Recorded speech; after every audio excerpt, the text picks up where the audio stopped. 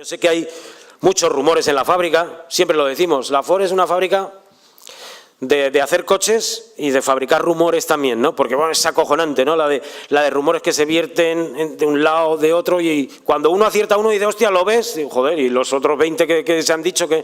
Pero bueno, quiero decir con esto que...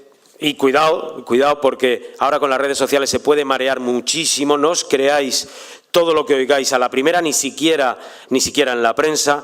Cuando sea algo oficial de la UGT os llegará por el canal oficial de la UGT, por vuestro WhatsApp de UGT Informa, etcétera, etcétera, y en hojas que lanzamos en la fábrica. Y es verdad, compañero, que, y lo he dicho antes en la intervención, y hombre, yo no sé, me gustaría que no, pero es verdad que tenemos un ERTE en vigor que queda un día, que seguramente se llevará un día para montaje y unos cuantos días para motores, que finaliza el 31 de enero, y yo creo que alguna situación más vamos a tener que negociar, si soy sincero, arreglo a lo que estamos viendo, ¿no? A por dónde van los tiros, y es posible que tengamos que acudir a negociar algún otro expediente temporal de empleo, ¿no?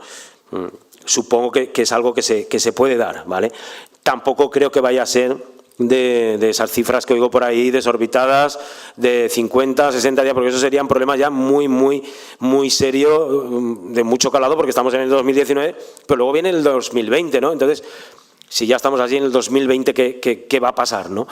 Entonces, bueno, si hay que negociarlo, pues lógicamente, como hemos hecho en otras ocasiones, pues nos sentaremos y lo negociaremos, que a pesar de que digan que, bueno, pues como todo lo que hacemos en la fábrica, de lo mal que negociamos y los malos acuerdos que llegamos, creo que al final se constata que no es así, que tampoco es verdad lo que se dice, y que dentro de que no nos gusta negociar ese tipo de situaciones, no son malos nunca los acuerdos que la UGT ha llegado a lo largo de un montón de años en expedientes de regulación en la fábrica, ¿vale? Porque lo importante es que nos mantengamos todos a bordo, ¿no? y podamos seguir los días a día, aunque tengamos que atravesar a veces baches o este tipo de situaciones, ¿no? No sé si te he contestado, pero lo más claro que puedo contestarte, porque tampoco tengo ahora más información concreta, ¿no?